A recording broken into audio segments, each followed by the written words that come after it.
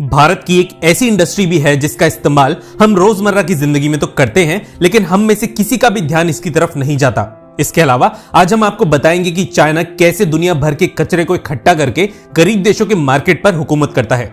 भारत की paper manufacturing industry आज जिस मंदी के दौर से गुजर रही है, उसके बारे में कुछ गिने चुने मीडिया हाउसेस ही बात कर रहे हैं।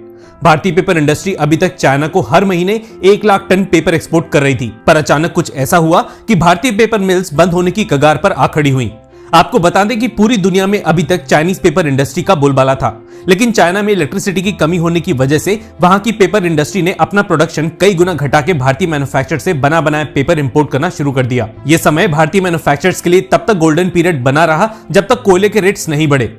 कोयला जहां पहले 5,000 रुपए प्रति टन की दर से खरीदा जाता था, वहीं भारतीय मार्केट में अब कोयले की कीमत 15,000 रुपए प्रति टन हो गई है, जिसकी वजह से कागज के हर टन के प्रोडक्शन में लगभग 4,000 रुपए की बढ़ोतरी की गई है। जहां पेपर मिल्स पहले 90 दिन के क्रेडिट पर कोयले को खरीद रही थी, वहीं अब इस इंडस्ट्री को एडवांस पेमेंट देके कोयला खरीदना पड़ रहा है। प्रोडक्शन कीमत को कम रखने के लिए पहले भारतीय मिल्स दूसरे देशों से सस्ती कीमतों पर वेस्ट पेपर खरीद रही थी, लेकिन कुछ ही दिनों में इस वेस्ट पेपर के दामों में कई गुना उछाला गया, क्योंकि वेस्ट पेपर एक्सपोर्ट करने वाले देशों ने ही इन वेस्ट पेपर का इस्तेमाल खुद कागज बनाने के लिए शुरू कर दिया।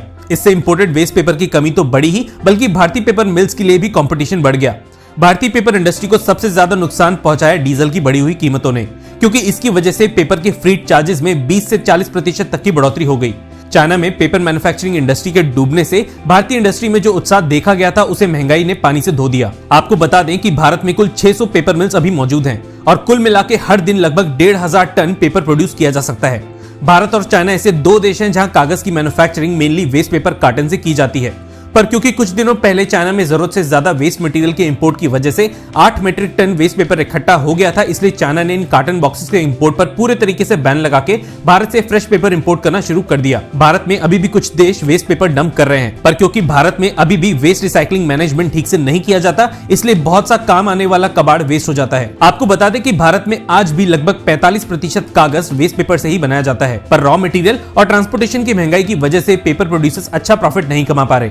पेपर मिल्स पे दिक्कत का सबसे बड़ा कारण है वेस्ट पेपर का रिसाइकलिंग मैनेजमेंट, क्योंकि अगर सही ढंग से रिसाइकलेबल वेस्ट को इन पेपर मिल्स को बेचा जाए तो शायद महंगाई की इतनी बुरी मार से इंडस्ट्री बच सके। ये कहना गलत नहीं होगा कि भारतीय पेपर इंडस्ट्री को एक बड़ा प्रॉफिट पहुंचाने में चाइना का एक बहुत बड़ा हाथ है, लेकिन भारतीय इंडस्ट्री के मिसमैनेजमेंट की वजह से हम खुद इस प्रॉफिट को नहीं ले पा रहे। चाइना की इतनी बड़ी सक्सेस के पीछे का राज वेस्ट मैनेजमेंट है, क्योंकि हर साल चाइना दुनिया के किसी भी देश से कहीं ज्यादा कचरे को रिसाइकिल करता है। कचरे से ही रॉ मटेरियल निकालने के बाद फिनिश प्रोडक्ट्स मैन्युफैक्चर करके चाइना पूरी दुनिया को एक्सपोर्ट तो करता ही है, बल्कि उसी कचरे से अरबों रुपए भी कमाता है। रिसाइकल्ड वेस्ट से बने इन प्रोडक्ट्स के सबसे बड़े खरीदार वो देश होते हैं जहां के लोग महंगी चीजें अफोर्ड ना कर पाने की वजह से मेड इन चाइना प्रोडक्ट ज्यादा लेना पसंद करते हैं, और यही वजह है कि ऐसे देशों में चाइनीज और उनके बने प्रोडक्ट्स की ज्यादा डोमिनेंस होती है। सोचिए, केवल कचरे के सही मैनेजमेंट की वजह से चाइना इतने पैसे हर साल कमा लेता है। इसलिए हमें ऐसा लगता है कि वेस्ट मैनेजमेंट के लिए भी भारतीय सरकार को इंसेंटिव स्कीम निकालने की बहुत जरूरत है। हमारी बात से सहमत है तो कमेंट सेक्शन में हाँ जरूर लिखेगा, लेकिन अगर सहमत नहीं है तो हमें गलत प्रूफ करने के लिए कमेंट सेक्शन में ना लिखने के बाद अपना रीजन भी जरूर दीजिएगा।